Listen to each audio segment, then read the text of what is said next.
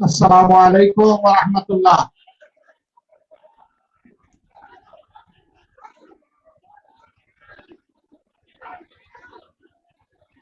আসসালামু আলাইকুম ওয়া রাহমাতুল্লাহ।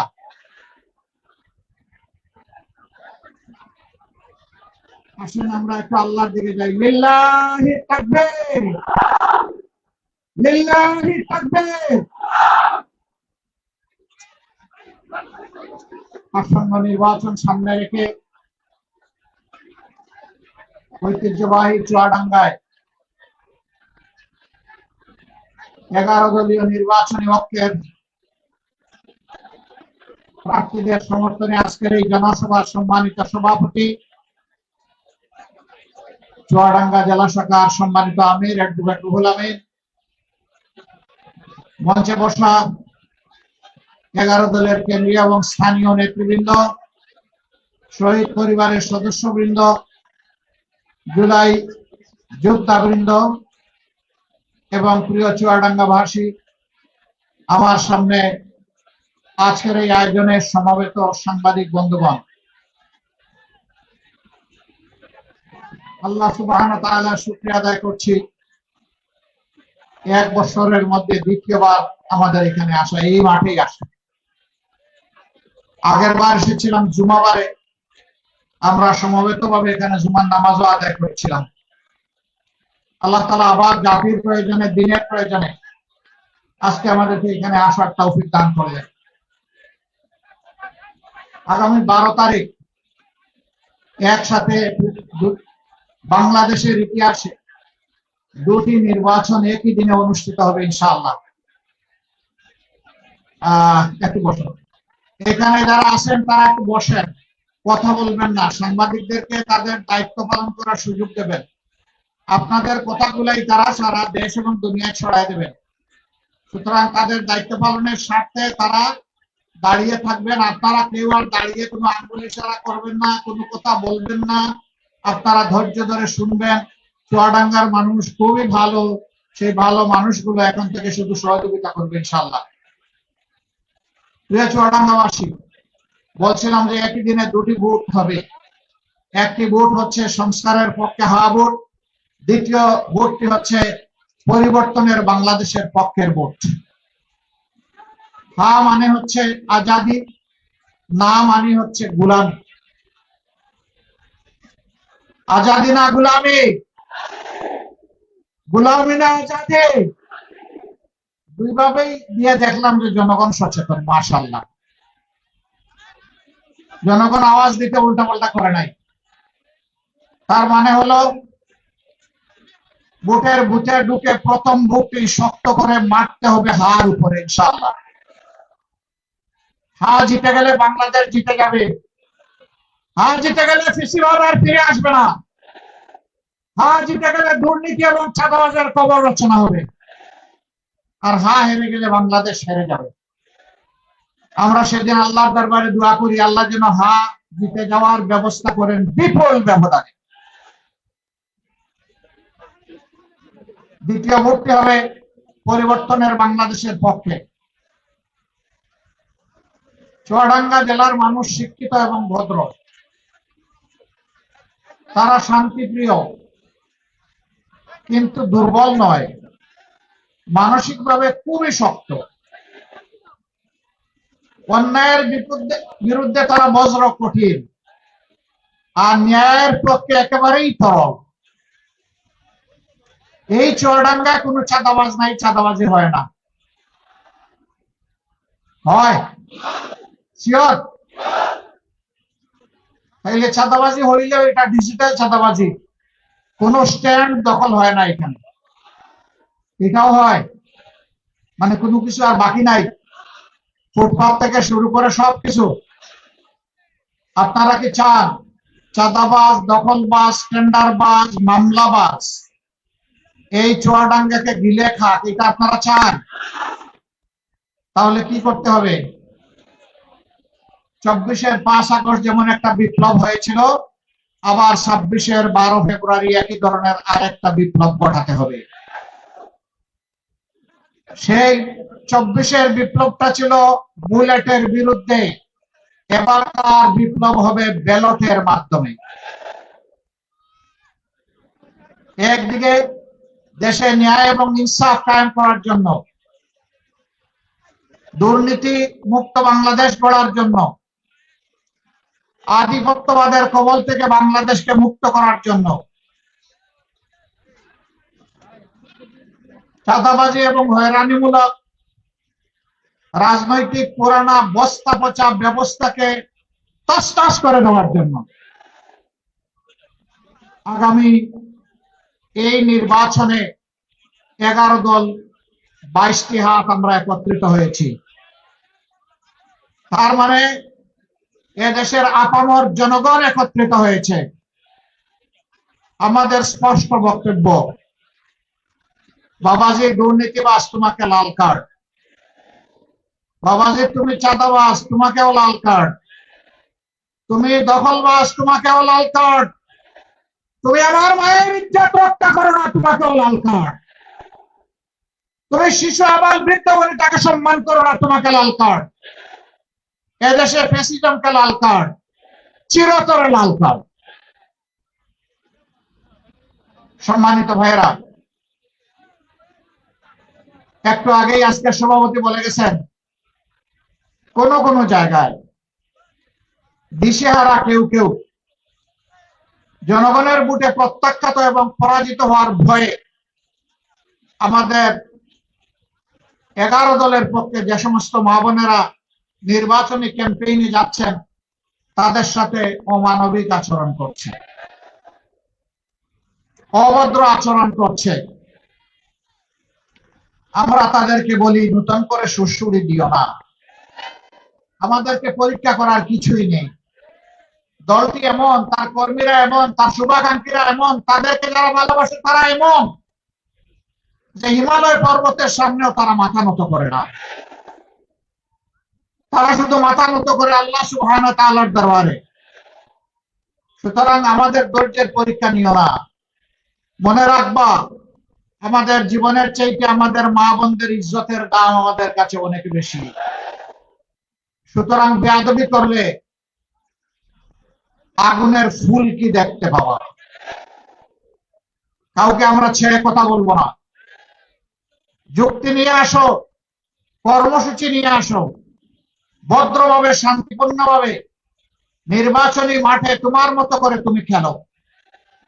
কিন্তু যদি ফেসিবাদী চেহারা নিয়ে কেউ আমাদের সামনে আসে, 24-এর ফেসিবাদকে দেশের সম্মিলিত জনগণ, বিশেষ করে যুব সমাজ যেভাবে লাল কার্ড দেখিয়েছে, 12 তারিখ সেই লাল কার্ড দেখিয়ে দেওয়া হবে। আজকের যুব সমাজ আর বস্তা পচা রাজনীতি দেখতে চায় না। 54 বছর যেই রাজনীতি বাংলাদেশকে অন্ধকার গলিতে ঢুকিয়ে দিয়েছে, কোন কোন রাষ্ট্রের তাবেদারে পরিণত করেছে, আমাদের যুব সমাজ চিৎকার দিয়ে বলেছে, আমরা ওই বাংলাদেশ আর দেখতে চাই না। আপনাদের পাশের জেলা কুষ্টিয়া, আবরার ফাহাদ সেই চিৎকার দিয়ে নিজের জীবন দিয়ে চলে গিয়েছে। তার রক্ত এই দেশবাসীর কাছে আমানত, তার লাশ এই দেশবাসীর ঘাড়ে। ঠিক একই আওয়াজ ডানা মেলে যুবকদের আইকন বেগম রোকেয়া বিশ্ববিদ্যালয়ের কৃতি ছাত্র আবু সাইদ চিৎকার দিয়ে বলেছিল, হয় আমার অধিকার দে, না হয় আমাকে একটা গুলি দে। ডানা মেলে বলেছিল, বুকের ভিতরে তুমুল ঝড় পেতেছি, গুলি কর। পেট দেয় বুক দিয়েছিল, জানতো গুলি করলে দুনিয়া থেকে তাকে বিদায় নিতে হবে, কিন্তু গুলিকে পরোয়া করে না। শরীফ ওসমান ইবনে হাদি 24-এর বিপ্লবের আরব নায়ক, আধিপত্যবাদের বিরুদ্ধে এক বজ্র কণ্ঠ, কখনো আপোষ করে কথা বলে নাই। তাকে সহ্য করতে না পেরে দুনিয়া থেকে তাকে উঠিয়ে দেওয়া হয়েছে, কিন্তু মাথা নত করে নাই। সম্মানিত বন্ধুগণ, যে দেশের মায়েরা আবরার ফাহাদের মতো সন্তান জন্ম দেয়, আবু সাইদের মতো সন্তানকে জন্ম দেয়, উসমান হাদির মতো সন্তানকে জন্ম দেয়, সেই দেশবাসীকে ভয় দেখাবেন না। আজকে যুবকরা ঐক্যবদ্ধ হয়েছে পুরাতন এবং নূতন ফ্যাসিবাদের বিরুদ্ধে, এবং তার প্রমাণ রেখেছে দেশের পাঁচটি পাবলিক বিশ্ববিদ্যালয়। আমরা নিশ্চিত বাকি সব বিশ্ববিদ্যালয় নির্বাচন হলে একই চিত্র ফুটে উঠত। তারা বলে দিয়েছে আমরা আছি ইনসাফের পক্ষে, আমরা আছি ন্যায়ের পক্ষে। মেয়েদেরকে জিজ্ঞেস করা হয়েছে তোমরা ওদেরকে ভোট দিলা কেন? বলছে আমরা তাদেরকে আমাদের জন্য নিরাপদ মনে করি, এই জন্য ভোট দিয়েছি। যুবকদেরকে জিজ্ঞেস করা হয়েছে তোমরা সব দলে দলে ভিড়ে ভিড়ে গিয়ে ওদেরকে ভোট দিলা কেন? বলে যে আমাদের আস্থা আছে তারা যদি দেশ পরিচালনার সুযোগ পায় তাহলে তারা বাংলাদেশকে বদলে দেবে, আমাদের স্বপ্ন বাস্তবায়ন করবেন, এই জন্য তাদের প্রতি আমরা আস্থা রেখেছি, আমাদের ভোট দিয়েছি। আজকে কেউ কেউ দিশাহারা হয়ে মাথা গরম হয়ে বিভিন্ন কথাবার্তা বলছেন। একসাথে আমরা দীর্ঘদিন রাজনীতি করেছি, ওই দীর্ঘদিন একসাথে রাজনীতি করার কারণে তাদেরকে ক্ষমা করে দিলাম। তাদের মুখের থেকে ছোড়া অন্যায় অসত্য কথাগুলোর জবাব দেওয়ার সময় আমাদের নাই। আমরা এই দেশবাসী নিয়ে কি স্বপ্ন দেখছি তাই বলতে এসেছি। সম্মানিত ভাই ও বন্ধুগণ, চুয়াডাঙ্গার চিত্র অতি সংক্ষেপে এখানে তুলে ধরেছেন চুয়াডাঙ্গা 2 আসনের প্রার্থী জনাব রুহুল আমিন। সারা চুয়াডাঙ্গা নয়, শুধু চুয়াডাঙ্গা নয়, সারা বাংলাদেশের একই অবস্থা। এরা জনগণের সম্পদ চুরি করেছে, লুটপাট করেছে, বিদেশে পাচার করেছে, বেগম পাড়া করেছে, নিজেদের জন্য সিঙ্গাপুর এবং কানাডা বানিয়েছে, আর বাংলাদেশকে সমুদ্রের তলে ঢুকিয়ে দিয়েছে। আমরা ওই সমুদ্রের তলা থেকে বাংলাদেশকে টেনে উঠাতে চাই। আমরা আশাবাদী ইনশাআল্লাহ আমরা পারবো। আমরা আশাবাদী আমাদের যুবকরা আমাদের পাশে থাকলে আমরা পারবো। আমরা আশাবাদী আপামর জনগণের দোয়া ভালোবাসা থাকলে আমরা পারবো। কেন আমরা পারবো?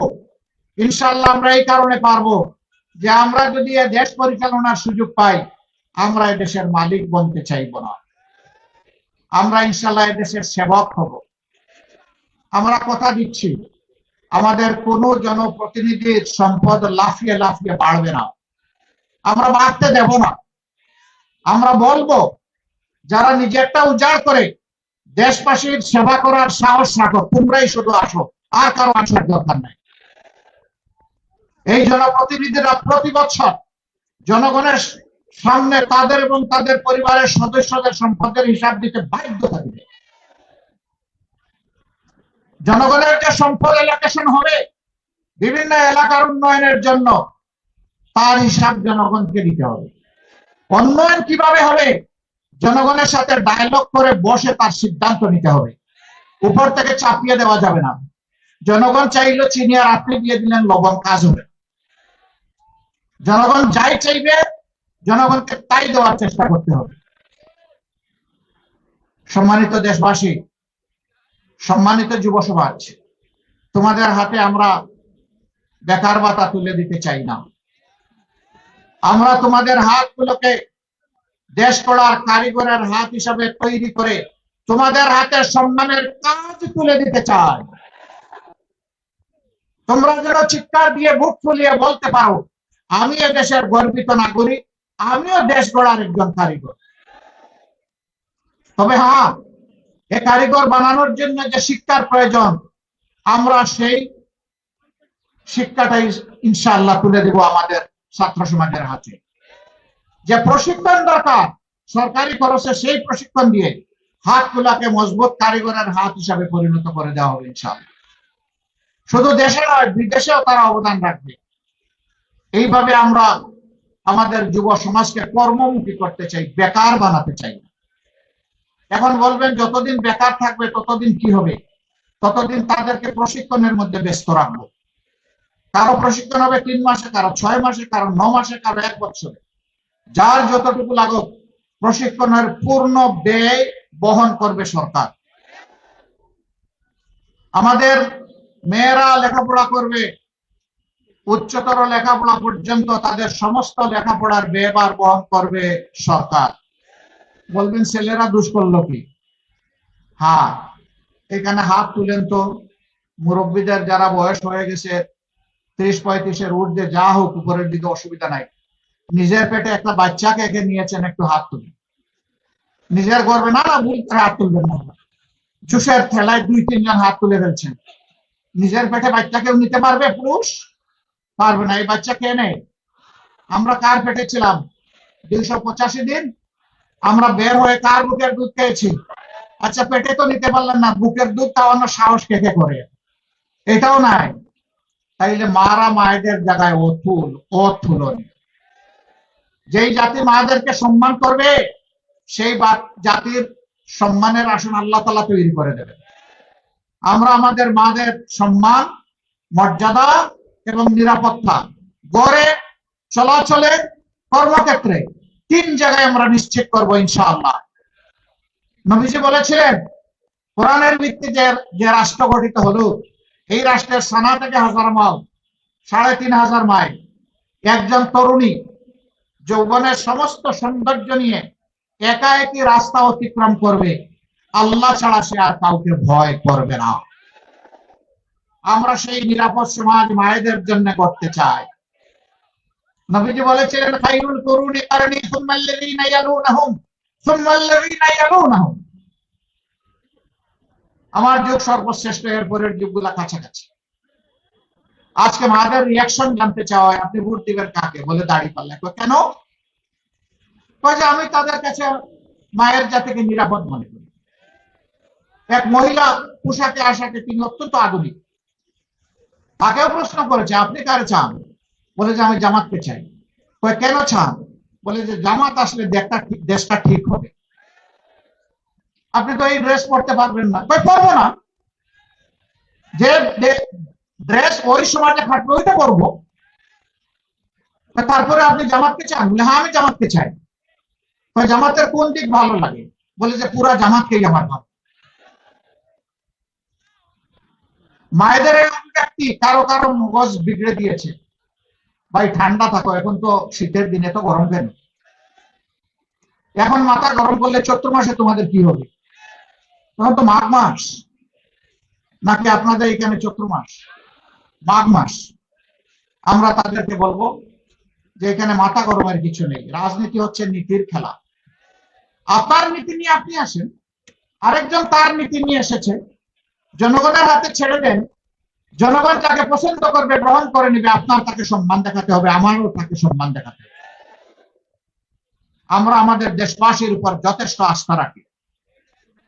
ইনশাআল্লাহ চুয়াডাঙ্গার জনগণ, আপনারা যদি আমাদের উপর আস্থা রেখে এই 2টা আসন আপনারা 11 দলের পক্ষে বিজয়ী করে দেন, আমরা কথা দিচ্ছি, আপনাদের এই আস্থা রাখার জন্য আমরা আপনাদের কাছে কৃতজ্ঞ থাকব।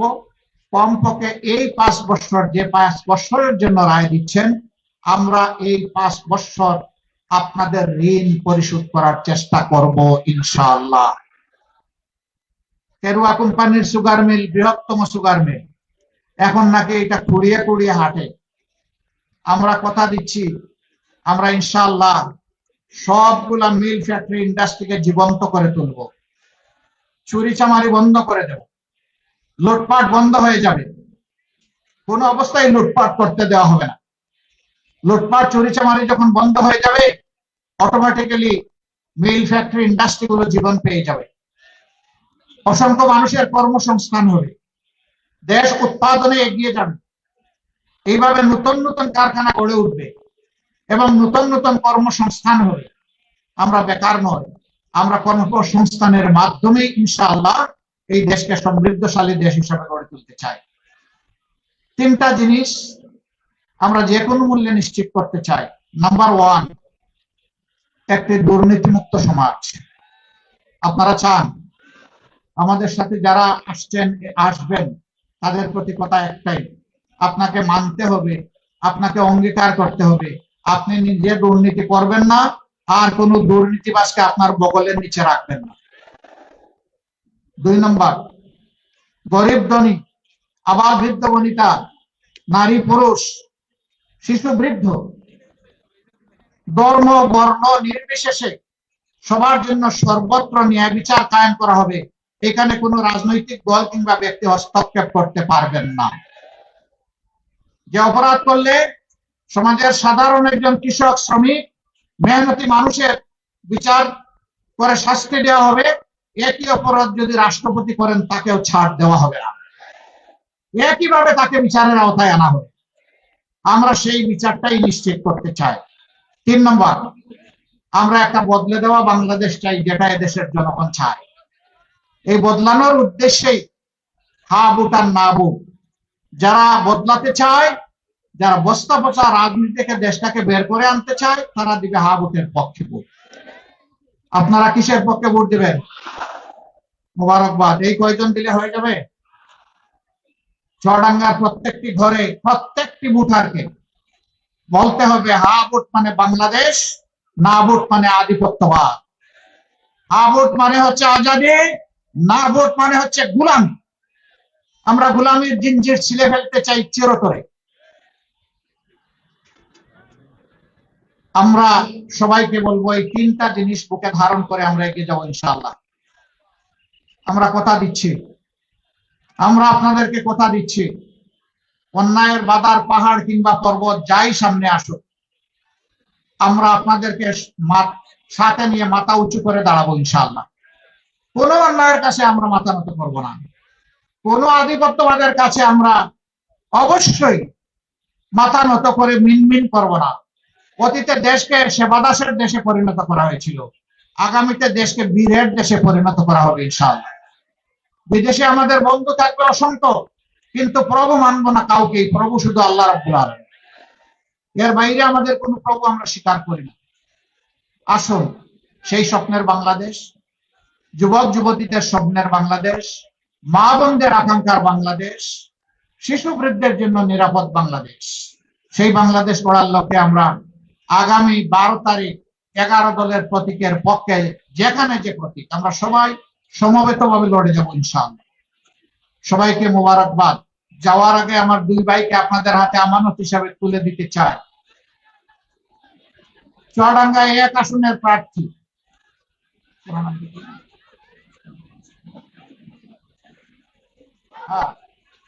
আপনারা কি ডানপন্থী না বামপন্থী? আপনি ডান দিকে আসেন, এই লোকেরা মানে না বাম দিকে দাঁড়াইবে। আলহামদুলিল্লাহ, আমরা ইনসাফের প্রতীক দাঁড়িপাল্লা 1 নম্বর আসনের যে প্রার্থী,